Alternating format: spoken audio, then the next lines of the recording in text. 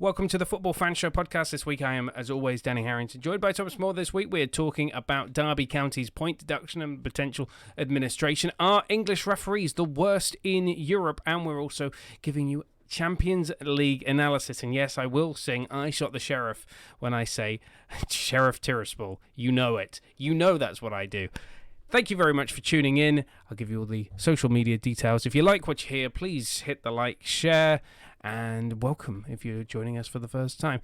Let's start. Derby County, they face a 12-point or potentially 21-point deduction. Let's get into it. The mess at Derby County. So they're set to be potential deduction. So I've seen two different figures that are contradictory. I've seen a potential 12-point deduction for going into administration or a 21-point deduction, which at this stage would probably relegate them.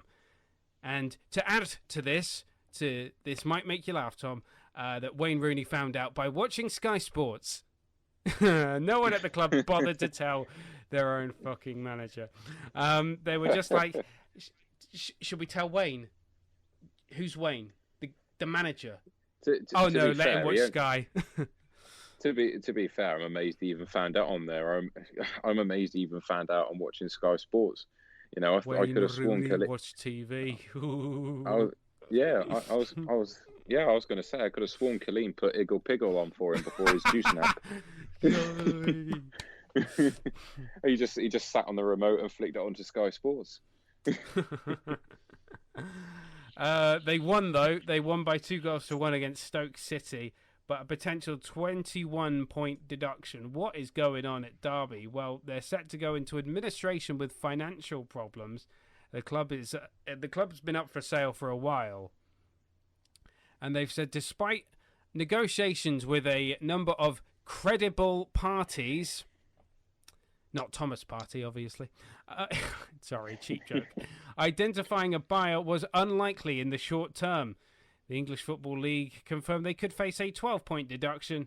And in a statement, the Rams blamed COVID-19, the pandemic, on revenues, and that they had no choice but to appoint administrators in the club. And the club claims to have lost around £20 million in revenues last season and had, once again, no choice. And they were unable to service its day-to-day financial obligations. Now, we are going to unfortunately see this more and more because of the pandemic and maybe certain owners' businesses where they backed a certain political movement also losing money because that political movement has gone to dog shit. I am, of course, talking about the fantastic opportunity of Brexit, because a lot of owners have realised, oh, this is shit. We've got no HGV drivers. Shit. So if they're in haulage businesses or things like that, then they're going to suffer. But the pandemic is going to have a massive effect on football clubs. I think Derby might be the first one that we're really going to see in the spotlight. Because let's face it, the first club that went to the wall during the pandemic was Macclesfield, but they already had their problems, and the EFL just wanted to get rid of them. Was it Macclesfield? Yeah, it was Macclesfield, wasn't it? Yes. For some reason, I questioned myself and went, is it Mansfield? No, it's definitely Macclesfield. They went to the wall because Robbie Savage is their director of football. I feel sorry for the people of Macclesfield. But we're going to see this more and more and more. I mean, we've had our own problems at Swindon Town with, although that was that pandemic related or more the owner being a twat? I would have said the owner was a twat, well, the former owner that was more down to the former owner being a twat. I would say so. Yeah, I would say that was down more to Lee Power being a twat. I would say, I honestly think Lee Power ran out of money. Yes. Because obviously, you know, you see it in Switzerland. Obviously, if they have to live in Switzerland, that means that they can't afford. You know, they'll struggle to pay their tax. Yeah, definitely. So, but then to be fair, you know, you've seen both sides. You know, of what happens when a club does find the right owner, and what happens when a club doesn't. You know, you saw what happened to Bury. You saw what happened to Macclesfield. You know, Swindon was going through the same thing, but obviously you saw how that turned out. And me and you have been to a game already. We went to that Tranmere game, and it was probably one of the highest turnouts we've seen for a 7:45 kickoff. Yeah, for a Tuesday night game. I mean, they're normally around 6,000-7,000, and it was probably what was it? It was over 8,000-9,000 for that game, which never normally achieves that. I think it's about 9,500. Yeah, it's closer to 10,000 than it was 8,000. So. So it just shows the impact on a club that the right owner can have. So it's one of those things, like, you hate to see it happen to any football club at any level, whether if it's Premier League or your grassroots semi-professional league and things like that. But you honestly hope that these clubs do have a new owner step in, and Derby County, it's a historic club. Oh, definitely. I think it's probably one of the oldest club in English football. I think I don't know if they're the oldest professional club anymore, because that was Notts County, but they're not in the Football League anymore. So I don't know who are the oldest club in the Football League now. I have no idea. I believe it's Sheffield United or Wednesday. Yes, it will. It would be Oh no, it's Nottingham Forest. Not it, or is it? Hang on. Let me do some digging here, because it might just be somebody. It's actually Stoke City.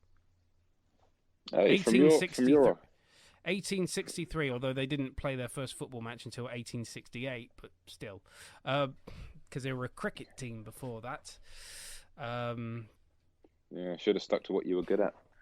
I mean, I actually, well, to be fair, when their old cricket stadium is the cafeteria for Staffordshire University, there's a cafe at Staffordshire University. I know this because I went there, called the Pavilion Cafe, and that's their old ground. That was their first stadium, Stoke City's first ground, and also the home of Stoke Cricket Club as well, originally, but hasn't existed for a long time. That's what I was going to say. Quick cricket joke. If it's now a cafe, that is one very long tea time.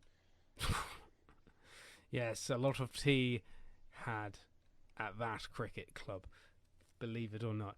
Derby County, though, hopefully all their issues will be solved. Hopefully new ownership will come in. We'll keep an eye on it. We don't like these stories, I gotta be honest. Whether it's clubs hitting the wall, you never like to see it happen unless it's to Oxford United, in which case, by all means, go for it, hit the wall. Actually, no, that has left as much as I dislike Oxford United, that may have left a bit of distaste. Does it? Yeah. Or do we not really give a shit about them? No, that's fine. No, we don't give a shit about them. There we go. If it leaves a bit of taste in their mouth, at least it gets rid of the taste of their sisters. Ooh. Oxford United there. But hopefully Derby County get through this, and I've got a statement from the Leicester City supporters group. It just goes yeah, so that's from them. We've had so also now we can move on to our main talking point of, are English referees the worst in Europe? ? Now, Jacob, you always said about 10, 20 minutes ago, you don't need a question mark with that one. It's just a statement. English referees are the worst in Europe. I ask this because if you were unfortunate enough to watch Dynamo Kiev versus Benfica, Anthony Taylor mistakenly showed a red card to a player he thought he was booking again for another yellow card. Turns out he was completely wrong, as English referees always are. Then you had the referee at Southampton Man City today making an absolute clusterfuck of the game and VAR, and I'm just there questioning, are these referees just completely incompetent? Probably.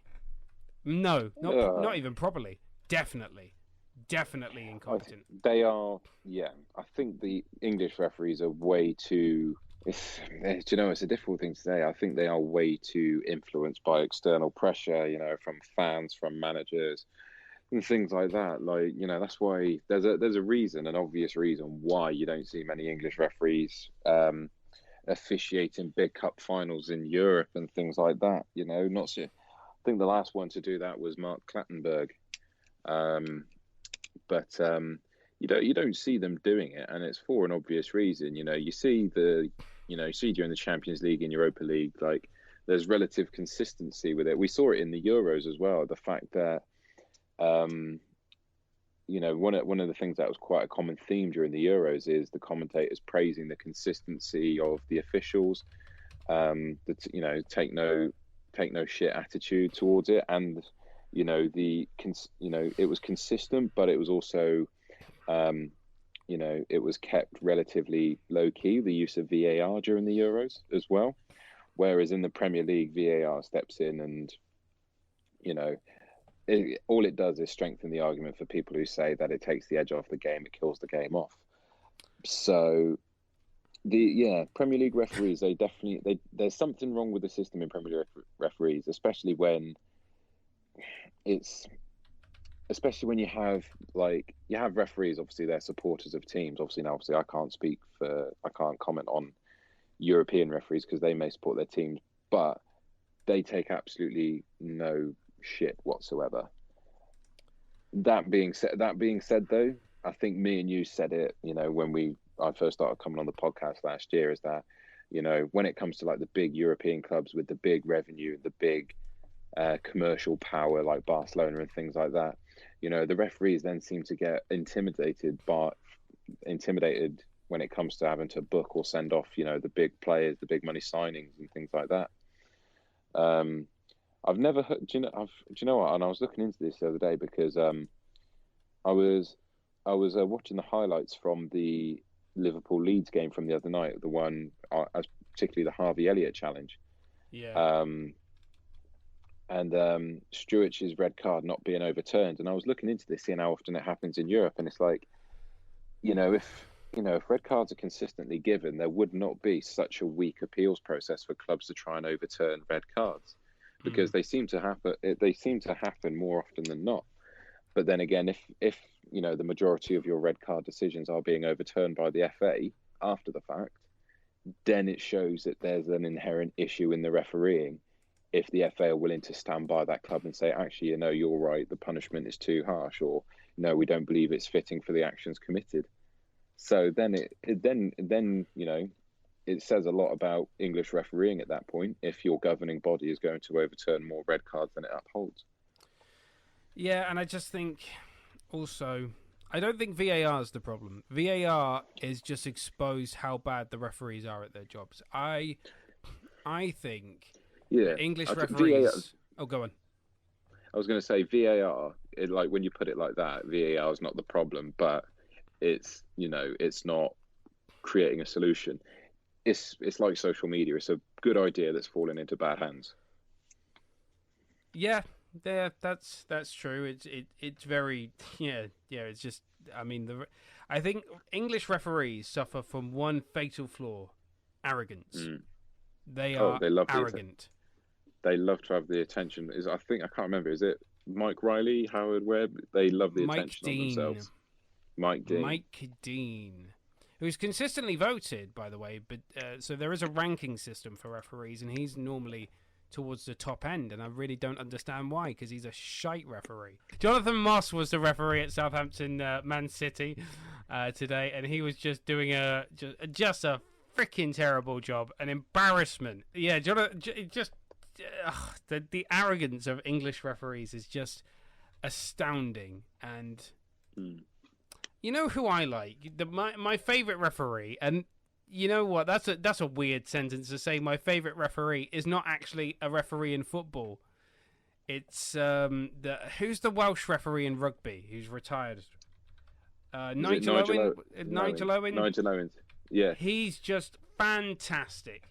The greatest referee of any sport ever. It's like he's got a catch. He's a celebrity in his own right, because obviously he has this. This is not soccer, all right. Yeah. If you want to come back here in 2 weeks and do that, then feel free, but not on my. But the thing is, right? The thing what makes him so good is that he tells the players as it is, but he doesn't do it in an arrogant way. He couldn't care less if he was the show, and people did buy tickets to watch Nigel Owens referee a match. Let's be fair. He knew he was the show, but unlike it in Premier League games in football, they try and make the ticket purchase about them, but it fails. Yeah, and Nigel Owens is a fantastic referee for rugby union. Retired now, but obviously fantastic. But how do you get around it? I think we've said this. I think you mic up the referees. Yeah.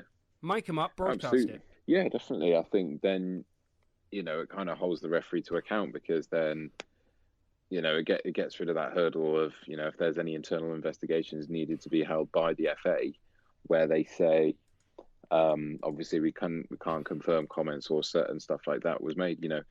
I think they mic up the problem is that you see that football players go on absolute rants, like foul mouth rants and everything like that, and having the referees mic'd up where it might pick that up, no broadcaster would ever then want to have them on air. It's never in rugby. It's you can see it in there. You got the referees who are the smallest players on the pitch telling these 6'5+ guys to telling them what's what, and they're responding to them with saying yes sir, yeah, yes sir, things like that. And all it does is just reinforces saying that football is a gentleman's game played by hooligans, and then rugby is a hooligans game played by gentlemen. I mean, if you reset the rules, just have the two captains of either club as the only players to be able to go up to the referee, and then that gets rid of this crowding rubbish. I'll tell you what, though, one thing that bugs me in football, and it's like the tiniest thing, but it bugs me, and it's not like, it bugs me when, it happens to Arsenal or things like that. What really bugs me, though, is that when, let's say, 85th minute, your team's 2-1 up, you've given away a free kick, and then in order to delay the free kick, you stand over the ball, or you kick the ball away, or you carry the ball away and recover. I really hate that. That is like the worst thing for me. It's like I then go down and then I try and get the ball for the free kick, and then they decide to kick it away or deliberately stand in front of the ball for 10, 20 seconds. That really gets my goat. I think that should be a bookable offence, because that would be that could essentially be seen as obstruction of play, because you're delaying another team from taking a kick and resuming the game. Yeah, yeah, go on. I know it's a tiny point that I just wanted to slot in there, but it's so annoying watching it. And watching it, do you know what? I can't even watch Spanish football without feeling like it's going to happen, because they all just, especially as well, if you're trying to score a goal, say you score, and then you see if you're a goal down, you run into the net, you get the ball, and you run back, and then you see the goalkeepers and the defenders quite literally having shoving matches and fights with each other, trying to stop them from getting the ball. I just think, mate, that just needs to. It won't stop, but they need to be like bookable offences for doing that. Yeah, that's a point separate to, I guess, the one I was making, but it's equally valid and an important point to make. I will just stress that. But I think also that I will say this: thank God for VAR, because it just makes the referees look like the absolute clowns that they are. Even if going back to Jonathan Moss and his mistake today against Southampton, Man City, because it was definitely a penalty to Southampton. There's no arguments. Go watch it. It's a foul in the penalty area. It's a penalty to Southampton. Absolutely. And I can't believe they've overturned 100%. It through VAR. VAR will get the blame for that, but it's actually the referee or whatever. I think it's at St George's Park, the VAR centre. But whoever made that decision is a clown and should be looked at, because it looks like, and this is only an allegation, the referee's been paid for. That's the only thing I can argue against, because it was such an obvious penalty that I'm just left bewildered and perplexed by it, and I'm just looking back at it and going, that doesn't look good for you. You look like you've made a decision based on where you are. You know, you're at Man City, you've got the Etihad Stadium, and screaming down at you, all 6 Man City fans, and then you're suddenly going, what would be better? Is a referee going, what would be better for my career, to give Southampton a penalty or let Man City have a go at winning? Probably letting Man City go. That would probably be better for your career. But it was just, I mean, Man City were never going to score in that game. They were just shite, but that should have been a penalty. So, if you saw these statistics, Man City did not have a shot on target the whole game. They had one shot. They got one shot in the end, which they may as well have celebrated like a goal, because that means they're just one shot better than Barcelona. Jesus. Although Barcelona did not have a shot against Bayern Munich, Man City only had one shot against Southampton. See the difference? Yes. See the difference. It's just terrible. Just terrible performance from the referees. How do you get past it, though? I suppose you have to retrain referees. To get the better quality and better standard of refereeing, I suppose you have to retrain them, which is going to take time. It's going to take money that the FA won't want to spend. It all comes down to money at the end of the day again, and it's just the FA going to want to spend all that money on retraining referees. They need retraining anyway based on VAR. So, but the FA aren't going to pay them. At the end of the day, you can see it in probably like 5-10 years time where the VAR actually officiates the game. You know, if a foul takes place, the buzzer goes off. VAR then shows on the big screen on the board what card to give a player. Just have a robot. Just have a robot in the middle of the pitch and let him do it, because have Arnold Schwarzenegger's Terminator. Then there'll be no. I'll give you a red card. Arnold, you dick! I'll be back. It's like, ref, he dived. He's like, no, my calculations show that he was tripped. I give you a red card. Just like, you are sent off. Get out. Get out. Get to the dressing room. Jesus. The referee equivalent of the Terminator. A funeral was held today at Oldham Athletic. I don't know if you saw this. There was a casket with Oldham Athletic RIP Oldham Athletic Football Club. More than 500 fans of the club have protested outside the stadium against the club's owners. Jesus, we're talking about another owner. Another owner. The club was taken over by I'm going to butcher this. Lems Zagam family from Morocco in 2018, and since then have had 9 managers. Jesus. I honestly thought you were about to say Lemsip Max. Lemsip Max. The Latics also sunk from League One to the bottom of the league. Here's the kicker, though. When they went away to Leyton Orient, the owners of the club tried to ban the fans from buying any tickets.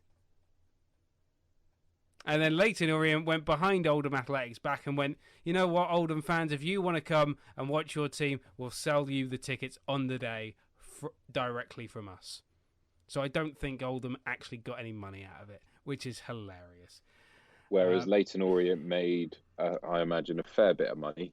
Yes, because they were clever. And so what happened is Oldham thought, we'll ban them from the stadium by not selling them tickets. We'll willingly take the hit on the money for that. Leyton Orient sells the tickets. Leyton Orient makes the money. Fans get there, watch the game, protest, and the owners have the biggest amount of egg on their face. Yep, and they did it again today with people dressing up as clowns and wearing orange wigs. I have no idea what that was about. Well, I understand the clowns one, but I don't understand what the orange wigs are about. But they're dressing up as clowns because they wish to reflect their opinion of the owner, who is, in their opinion, a clown. The owner who has decided, I don't want anything to do with the fans, and I'm not going to comment. We've got another owner, it seems, that doesn't want to interact with supporters, that doesn't want to be involved in the fans.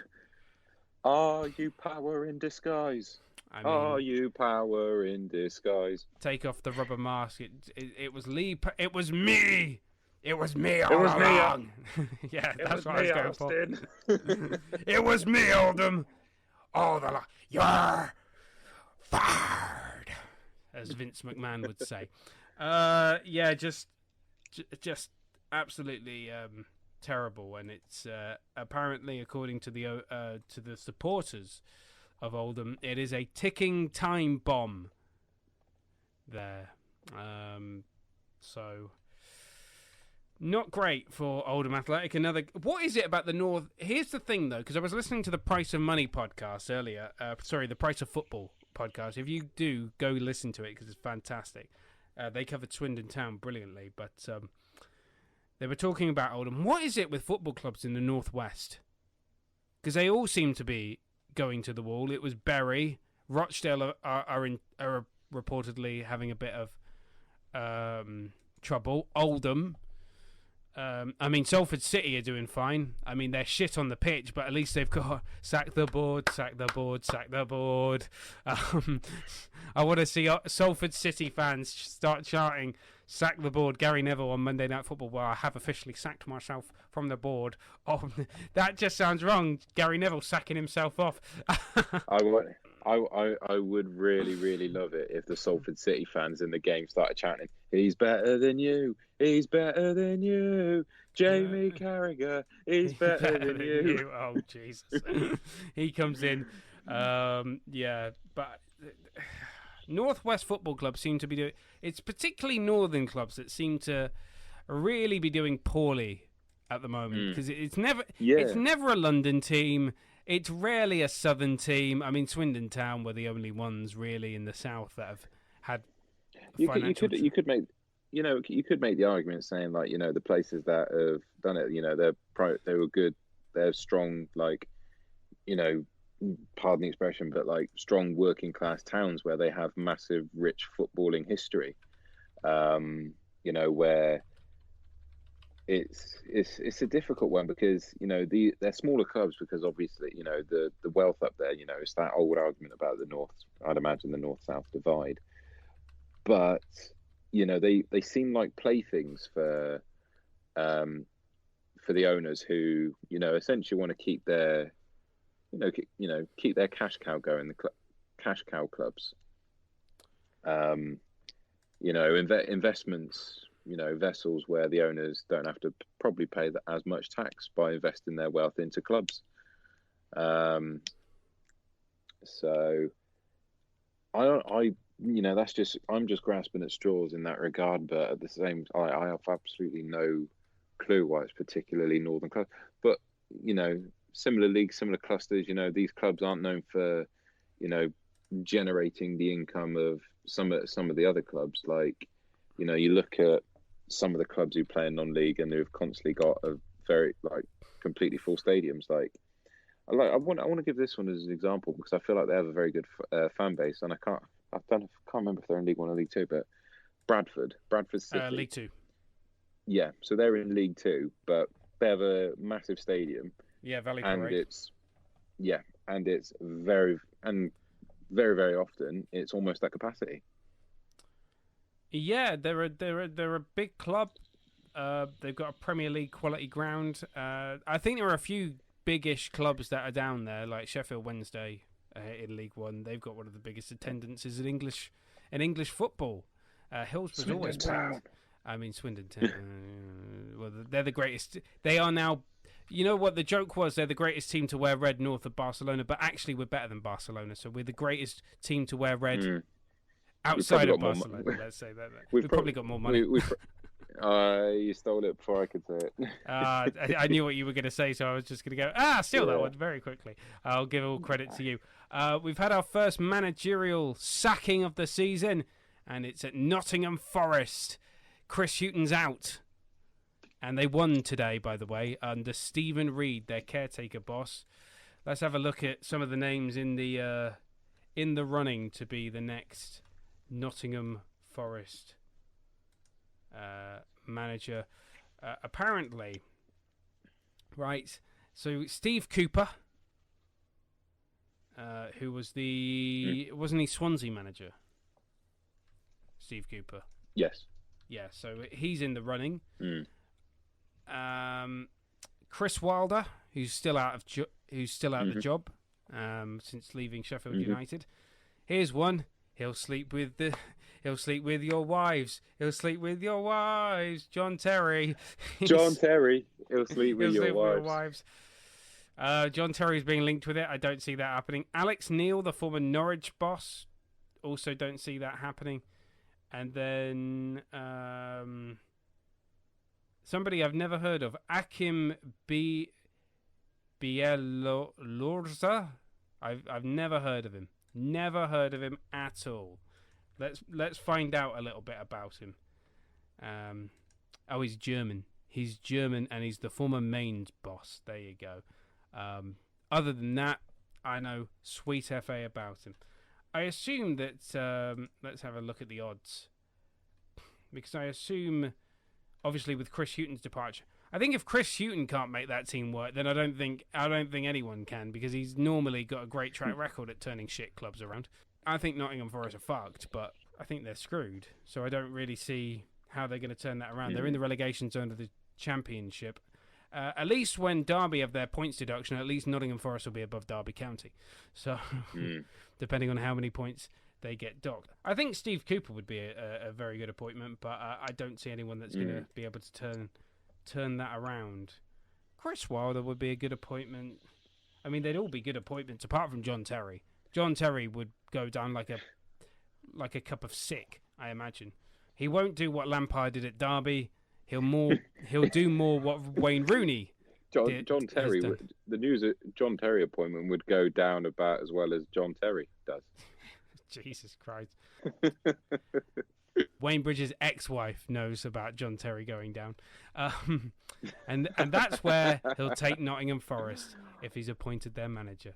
Here we go. Here's a proper odds. So Steve Cooper is the favourite, 1-1, like the old phone company from the 90s. Yes, I am that old. Chris Wilder, 6-4. Eddie Howe, 8-1. Not going to happen. No. Although the longer Eddie Howe leaves it, the more likely he is to manage again in the Championship. John Terry, 8-1. Then it's Alex Neil, 14-1. Then a potential shocking return of Roy Keane to Nottingham Forest. He was assistant manager when Martin O'Neill was manager there. I don't see that wouldn't work out for me. That would not be a good appointment. I would not want to see us deprived of Micah Richards and Roy Keane. Roy Keane, yeah. On Sky Sports. I'm sorry, I do not want to be deprived of that combination. We'll keep an eye on the Nottingham Forest job. Let's talk about the Champions League and the results from the week. We start with a sentence I never thought I was going to say, and it's the reverse of illegal, because Young Boys beat Manchester United. They pounded them 2-1 with a red card. Yeah, it was a bit of a weird commentary situation, because I was following the Sky Sports coverage of it, and they were saying Man United have been dominating Young Boys, and I was just like, ooh, okay. Yeah, right. Exactly. It's just very innuendo-y. Oh God, wow. Oh, the worst sentence in the English language. Ronaldo has put it through the legs of the Young Boys keeper. Which he did not beg him. Thank you, Jacob, your boy. Yeah, he did do that, and he's done it again. That was the second nutmeg he's done on a goalkeeper. You'd have thought they'd have learnt their lesson by now. How, though, is a side managed by David Wagner beating Manchester United, the guy that was relegated with Huddersfield and was probably the worst Schalke manager in their history? Terrible manager. Fantastic result. Young Boys 2, Manchester United 1. I'm blaming Aaron Wan-Bissaka for getting sent off. I think, I think it's that typical, once you're down to 10 men, your back's against the wall anyway, no matter who you are. I mean, not Brentford, obviously, Yeah, but then but was he again, right to go, well, we're down to 10 men, we'll just shove everybody at the back? Because my opinion would have been, well, no, they're young boys, so just go forward and try and get a second and, yeah, and just go fuck it. Why don't we flood everybody forward? yeah. Because do you know what? I've never understood that mentality of like when you're down to 10 men, I get the idea, like pull everyone back because you've got, space to cover. You've got a centre back who's now got to do twice as much work, or you've got to either bring the winger back and then cover it. But then again, when you're Man United and you're playing against a team like Young Boys, you're thinking to yourself, okay, we need to keep the pressure on because they're a team. They're going to be the underdogs. They know they're going to be the underdogs, so they're going to be playing out of their skins. So the last thing you want to do with a team that are completely fearless and got nothing to lose, the last thing you want to do to them is invite pressure onto yourselves. So you want to keep them on the back foot because then their tails will be up absolutely. The fact that now that they've actually got a shot at winning it, hence why you've got to have a more direct forward mentality in getting your players forward. Get your big attacking players forward because then what happens is Young Boys will then try and stretch the play, long balls over the top, or trying to pass their way around the goal, keep United guessing. But if you're keeping your big players up at the top, knowing that you can hit them on a counter attack, they're going to be very wary of Ronaldo and Sancho and Who was people like substituted for Lingard. What a mistake that was. yeah, and I think that's a mistake as well because I think if your back's against the wall, you're going to need your best attacking players on the pitch. I And don't.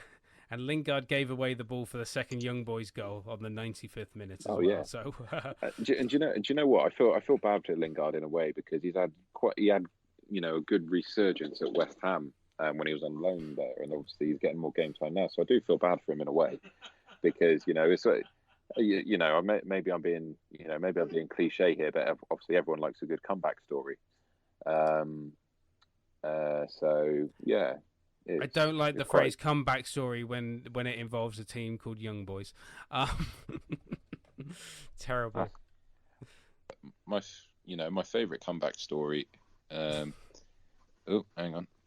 Oh, Can you hear me still? yeah. We still Yeah. hear you. Well, sorry, my AirPods died. Oh, right, okay. Well, Young Boys 2, Manchester United 1, Wan-Bissaka with a red card. And then, Young Boys equalised on the 66th minute, and it's kind of like, well, why? Why didn't you just shove everybody forward? But that's what happened. And it finished Young Boys 2, Manchester United 1. In the other game involving an English team on the Tuesday night, it finished Chelsea 1, Zenit St. Petersburg 0. Romelu Lukaku with a 69th minute goal. There you go, the insert joke there. They just absolutely dominated them, and there's nothing. They probably should have got more than a goal. Yeah, I think. No, I think Chelsea were probably more content to control the game rather than dominate it.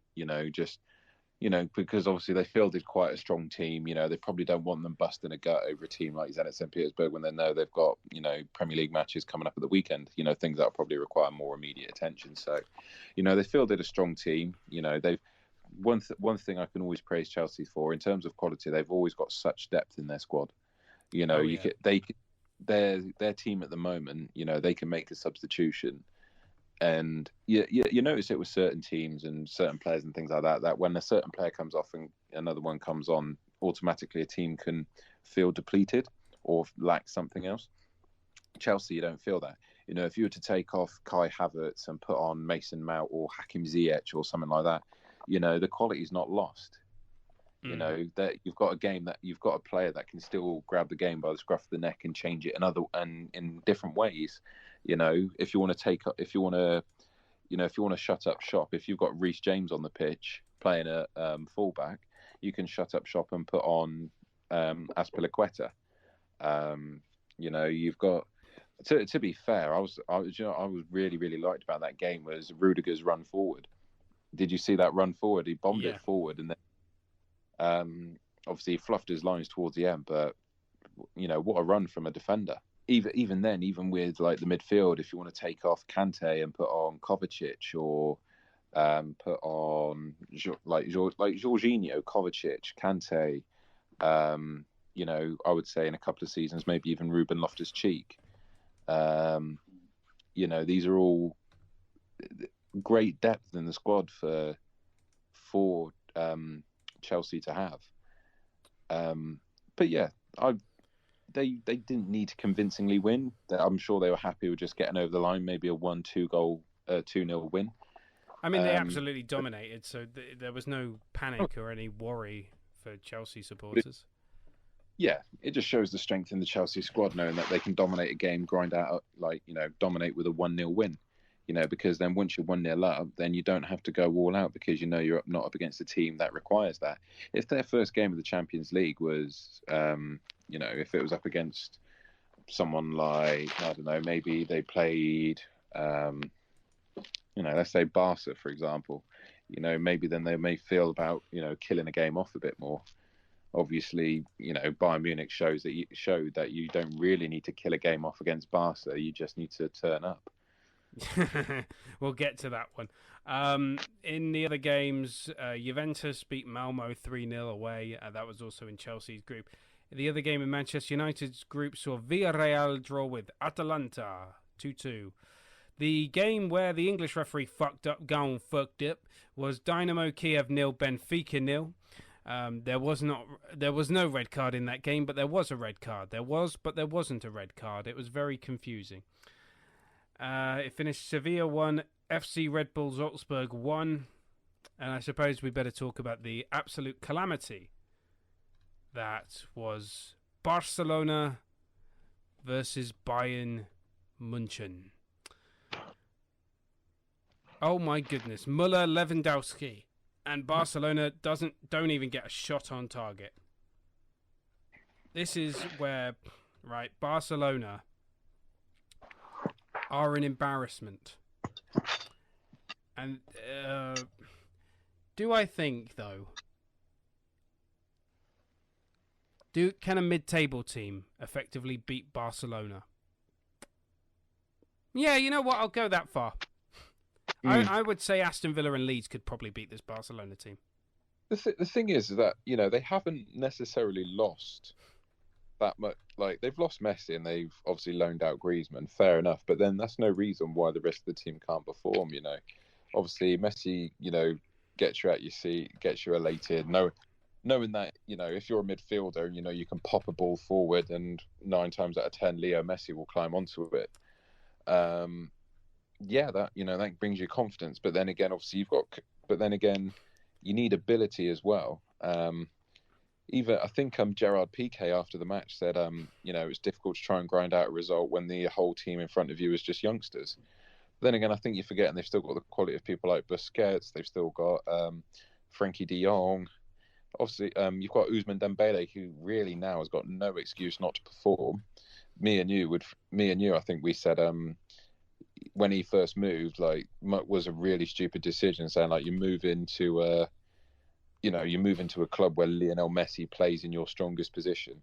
Yeah. You're warming a bench for 150 grand a week. So now he's got all the talent in the team. Yeah, he's in the team. And he's been there 3 years now. So he's really got no reason not to step up now and be that outlet. I think Real Madrid have actually got it better with their younger players who can go to the team. But so they got like Rodrigo and Vinicius and things like that. They already know that they need to step up. I think they've got a solid defense. I mean, obviously their defense is aging a bit. People like Jordi Alba and PK, but they've still got relatively younger players by comparison, like Umtiti and Clement Longley and things like that.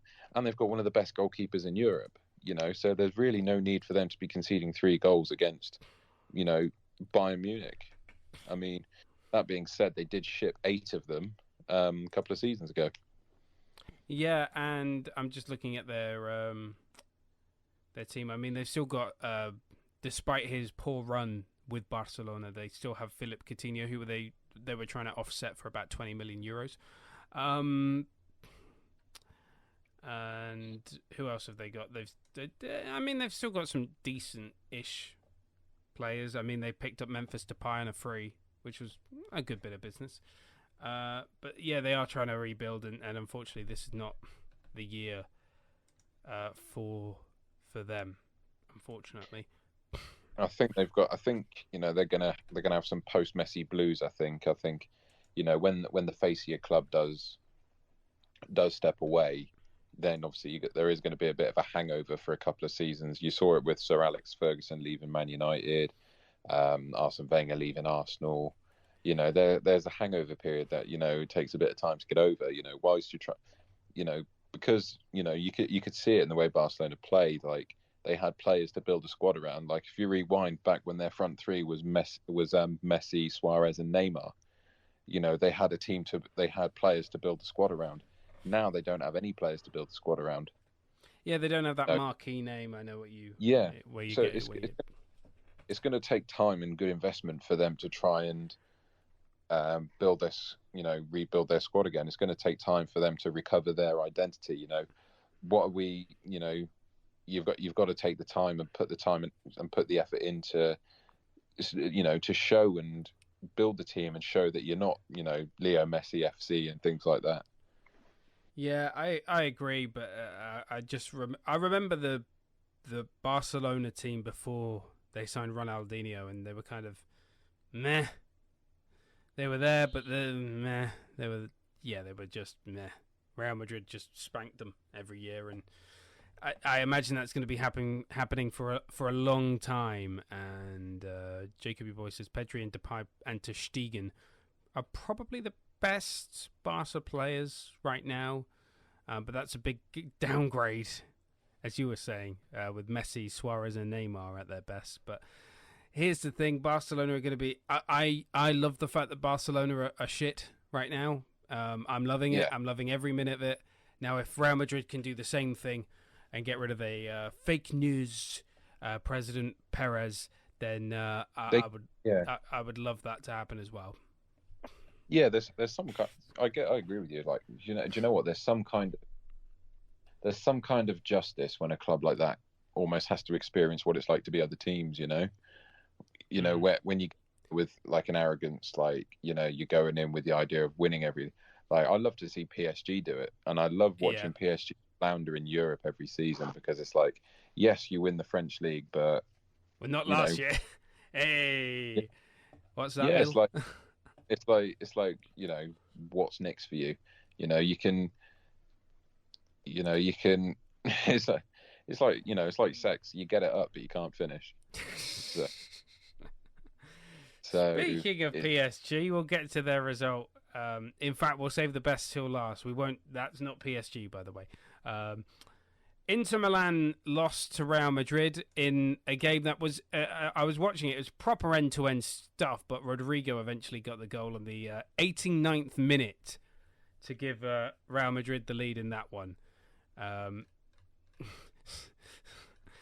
So Real Madrid, it was end-to-end stuff in that one. Inter Milan got 18 shots, Real Madrid got 12. Real Madrid still have a bloody good team. Unlike Barcelona, they have a better team.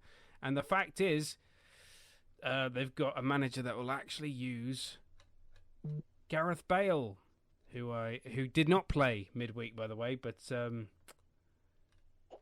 disprove my point, but they have got some very good players. So they should be... Are they my favourites, or is Atleti still... No, Atleti are still my favourites for the Spanish league title this season, but wait until Carlo Ancelotti becomes available again in the summer, when Perez decides, you're not good enough because you didn't win the league, and look at the quality that Atleti have. What else? Ajax absolutely thrashed Sporting Club in Lisbon by 5-1. Allier with 4 goals. Sebastian Allier with the 4 goals in that game. He is the only player to score 4 goals on his Champions League debut.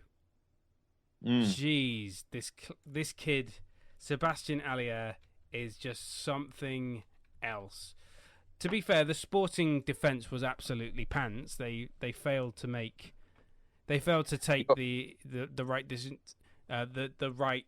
I can't even say it. They failed to mark up properly. They left holes in their defence. But this is a player that scored 10 goals in 48 games for West Ham, and he's already scored 15 in 23 for Ajax. Do you know what I do? I got to say, I do like Ajax. I must say, I do like their team. I like their fan base. I like, like the culture they put around the club. So, I've got a soft spot for Ajax in the Dutch league. I don't know what it is. They just seem to be able to bring the best out of nothing players. You managed to turn Daley Blind into a solid centre back after he couldn't even get a game at United. So how they managed to turn that around was amazing. They've done the same with Allaire now, it seems, as well. The problem is the fact that once you get a player like that who's been to the best league in the world, the Premier League, has to drop down because he's not getting the game time. Maybe in a season or two he gets a knock on the door from someone a little bit bigger in Europe, maybe like maybe an Inter or a Borussia Dortmund. They're gonna need someone of a similar stature to try and replace Haaland. When he does inevitably go to a bigger club. I think you and I can all agree with the sentiment that places like Real Madrid and Barcelona are no longer the pinnacles of European football that everyone aspires to go play for. No, I think if I was given the choice, I'd go to Bayern. I'd go to Bayern. And I'm an 1860 Munchen fan. I support their city rivals, and I still go to Bayern. It just makes the most amount of sense to me. Bayern or PSG. I'd rather sit on the bench at PSG and get paid loads than play for Real Madrid or Barcelona. Do you know what? I'd even take my chances in the Dutch league playing for Ajax. I'd love that. The Johan Cruyff Arena. Yeah, good. It'd be fun. Wait till they sign Donny van der Beek back from Manchester United on a free transfer once he gets released. Because has he actually ever played for Manchester United? Apparently he's played 20 times. I've never seen him play once. Why did they sign him? I don't know. But it was in that transfer window where the Man United fans were like, he played 45 minutes against Young Boys apparently. Yeah. But it was bought in that transfer window where the Manchester United fans were just, started to turn on the Glaziers. Where you have at the start of the transfer window, they were all excited about the prospect of Jadon Sancho arriving, and they got Van der Beek and Cavani. Although Cavani was a good signing, Van der Beek not so much, but Cavani was a very. He was essentially bought by the Glaziers just to show the fans that they are active in the transfer market. Here you go. Here's your signing. Now shut the fuck up. That's what it was. In the other games in the Champions League, then we have got Manchester City beating RB Leipzig, who have got off to a pretty poor start under their new manager Jesse Marsch in the Bundesliga. They're kind of mid-table-ish, they are mid-table. And in this game, every time Leipzig scored and tried to come back, they then shot themselves in the foot defensively. And it finished Manchester City 6, Leipzig 3. Leipzig did get a red card and got sent down to 10 men, but by that time it was already over anyway. I don't see Jesse Marsch lasting the season at Leipzig. I see him Red Bull getting very impatient with him and getting rid of him. But that's never been the Red Bull way. They've always supported people, and because the Leipzig manager is a part of the Red Bull system, which I hate saying, by the way, but that's what Red Bull do. They have structures where they've got an American club, an Austrian club, a German club, a Brazilian club. Manchester City do it as well, but to a lesser extent. Well, actually, no. Do they do it to a lesser extent? No, they don't. They do it to the exact same extent with New York City FC, Melbourne FC, and Yokohama Mariners as well, who were managed by the current Celtic manager. But RB Leipzig, I don't expect their manager to last till the end of the season, but that's just pure speculation. But they lost 6-3. Jack Grealish with a Oh God, I keep saying his name wrong. Getting a very good goal in that one. The better game to watch, I think, was Liverpool 3, AC Milan 2, where AC Milan had like 48 seconds where they were just the best team on the planet because they equalised with Rebic and then scored again less than 2 minutes later with Diaz and went two. They were 1-0 down and then suddenly they were 2-1 up, and it felt like a. You know what it felt like? It felt like a good old European match from like 2005, 2006 with Liverpool AC Milan at Anfield. Yeah, it's definitely one of those ones where, like, you know, it was hardly Istanbul 2005, but it was an entertaining game. Like Jordan Henderson, what a strike! Oh yeah, he hits it against the ball. He hits the ball against the floor, kind of in a. I don't know whether he deliberately meant to do that, but it just bobbled its way into the goal. Well, that's an insult to the strike, but it was a better strike than it just bobbling into the goal. But it was good. It was good. But he strikes the ball against the ground. I don't know whether that was intentional or not. I'm sure he came out and went, well, with my years of experience, you can damn well bet it was intentional. But actually, if a kid did it, it'd be like, no, completely unintentional. I mean, with that kind of goal, the type of accuracy and power on it, it does, you know, that Martin Tyler's voice screaming Gerrard in the back of my head does appear. Gerrard. 3-2 it finished. Henderson with the goal in the 69th minute and Mo Salah with the equaliser in the 48th minute. But for a time, AC Milan, for like 2 minutes there, they were the best team in Europe. For 2 minutes. Just for 2 minutes. It was fantastic to watch. Good win for Liverpool. Atletico Madrid 0, Porto 0. I mean, there's not much to look at there. Besiktas 1, Borussia Dortmund 2. That's a good win for Borussia Dortmund. That was a difficult fixture, but they got through it. Good win. They'll probably go on to win that. Will they win that group or will Ajax? You know what? I'm changing my mind. I think Ajax will finish above Borussia Dortmund. Yeah. Yeah. I think Ajax might just spoil them. The thing is that Borussia Dortmund, they score a lot of goals, but they also concede a lot as well. And they struggled last season away in the Champions League, so just like Manchester United. The big shock was not Young Boys beating Manchester United. It was Club Brugge getting a 1-1 draw against Paris Saint-Germain. This is, and by the way, before anyone goes, well, they probably didn't play their strongest team, Paris Saint-Germain. They had Messi, they had Neymar, they had Mbappe. They should have thrashed them 6-0 and didn't. Yeah, and do you know what? I think it shows a more inherent problem at PSG that, you know, you can sign one of the greatest players to ever, you know, grace a football pitch and still, you know, churn out an average result. Yeah. I mean, how many?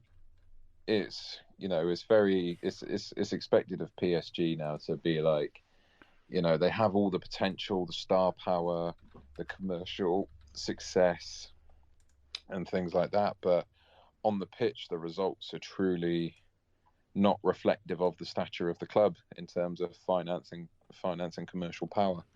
And you've seen it so many times before, and I'm afraid that, you know, this season it'll happen again. Like the last couple of seasons, PSG in Europe, or PSG anywhere really, you see it where you got a team full of superstars, the arrogance of them all is at an all-time high. You know, their backs could be against the wall, they could be losing a game, they're 1-0, 2-0 down, 2-1 down, you know, and then a rash decision just takes that game away from them. Like PSG pick up red cards like it's nobody's business. Yeah, you know, just sorry, go on. And it's these it's basically down to these superstars whose, you know, whose arrogance and confidence have been dented, you know, by how the game has turned out, and then it all just comes to a head. It reminds me a little bit of the original Galacticos at Real Madrid and how it's perceived that they didn't really do anything there, that because it was Barcelona's domination at that point, and that they were really just scrapping for second place, and you had players like, you know, Ronaldo, Zizou, Figo, Owen, Robinho, Sergio Ramos, Raul, Iker Casillas, Makalele, Roberto Carlos. You had all those players, and they still didn't really do anything. They won the odd, league title here and there. But really, that Galacticos era cannot be considered successful given how much money Real Madrid spent. And it kind of, I know they didn't spend anything on Messi, PSG, but it kind of reminds me of the same thing. You know, they've got Mbappe, they've got Neymar, they've got Messi, they've got Di Maria still, they've got Icardi, they've got Draxler, they've got who else? Wijnaldum, they've got Sergio Ramos. It just reminds me that they're building go on. Donnarumma, yes. Yeah, and although he didn't start in the Champions League against Club Brugge, but they've got all these teams of quite very good players, and it just feels like if you cannot beat Club Brugge with a front three of Neymar, Messi, and Mbappe, you're not beating Leipzig and you're not beating City. Yeah, do you know what? I honestly, I'm glad I'm not a betting man, because I would put money on PSG not getting out of the group. Yeah, I think they might finish third in this group, and I was originally, I'd put them top of the group based on the fact they had Neymar, Messi, Mbappe, Di Maria, Ramos, and all the players I've just painstakingly listed. And yeah, I'd have thought they'd have just smashed their way. Even Man City, they'd have smashed them. But no, apparently not. And I think if Poch fails at PSG to win the Champions League this year, I've said it before, that's his time at the top level of football management over.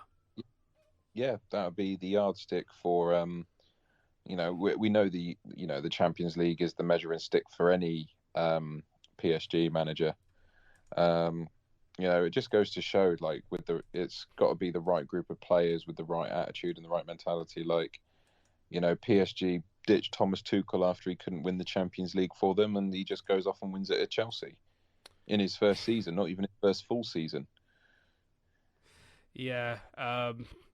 Jacoby Boy points out you can't get Spurs into a Champions League final and not do the same with that PSG squad. That is,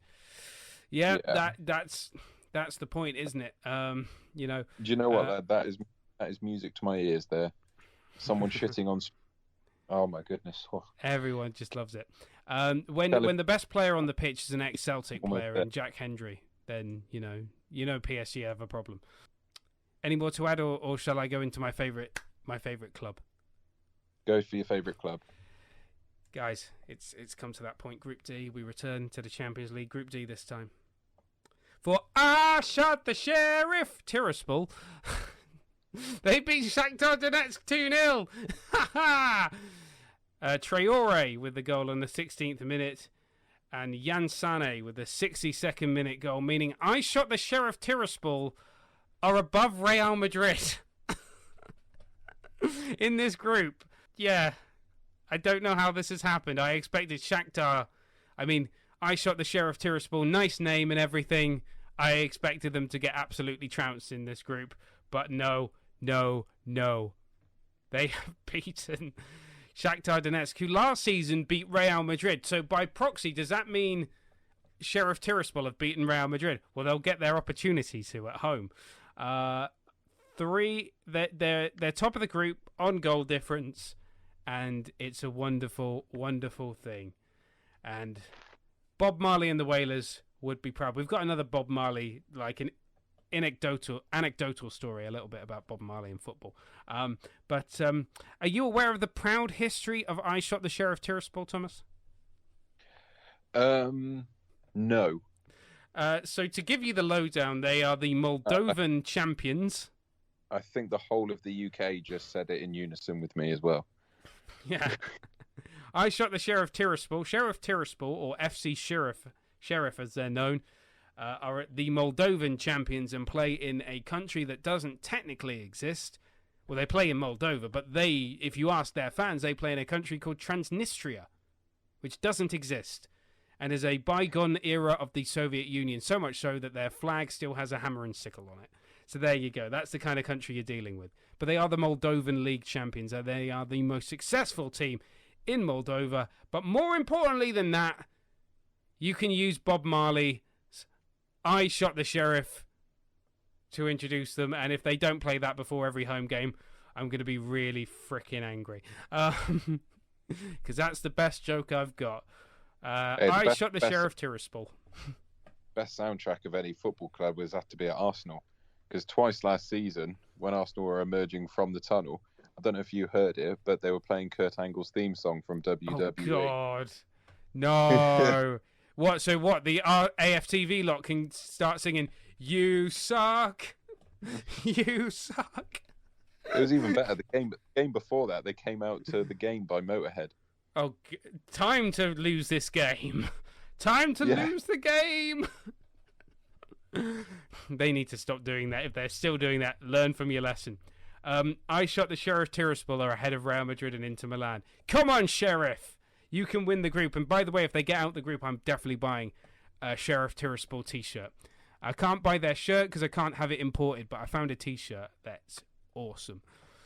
Speaking of Bob Marley unrelating to music, UEFA don't like to have any fun, apparently, because I don't know if you've seen this, but Ajax's third kit pays homage to Three Little Birds by Bob Marley. And if you haven't, go check it out. Their third kit is all black. It's one of the best sellers from Ajax. It's probably the best-selling kit this season. You've got the Adidas red, yellow, and green, which is the Rastafarian colours and flag of the of Ethiopia, which is kind of where that stuff comes from, if you didn't know. And they've got Three Little Birds written on the back of their shirt. Now, UEFA have said because it seems like a commercial endorsement of Bob Marley's music, that this kit itself is banned from all UEFA competitions. And I'm literally going, why have you banned this? This kit is awesome. And I have no idea why, but apparently this is relating to a time that they all got locked in a stadium in England and Three Little Birds just started blaring out and they just started to sing along and adopted it as their anthem. So if you haven't seen the third kit for Ajax this season, you can get it from Sports Direct, but you've got like Three Little Birds on the back of the collar. And UEFA have gone, yeah, we don't like that because it's not making us money. You're trying to have fun at a football match. We can't have that. We can't have people having fun at football matches. We can't expect people to have a good time. What do they think we are? Unless people are paying to have that good time. Yeah, so they recently debuted the kit in a Dutch league game after a slightly altered design. But Ajax explained the difference, saying UEFA sees it as an expression than the club logo. Logo, clothing, sponsors, or sleeve sponsor, other expressions are not allowed. So it's kind of like, the whole debacle when England wants to wear a poppy on its international shirt during international breaks for the... Yeah. It's kind of that. It's kind of the same thing. So it's seen as an expression. I mean, what happens if a football club owner just puts... Well, I've got a few things to express. I want "fuck the fans" written all across my shirt.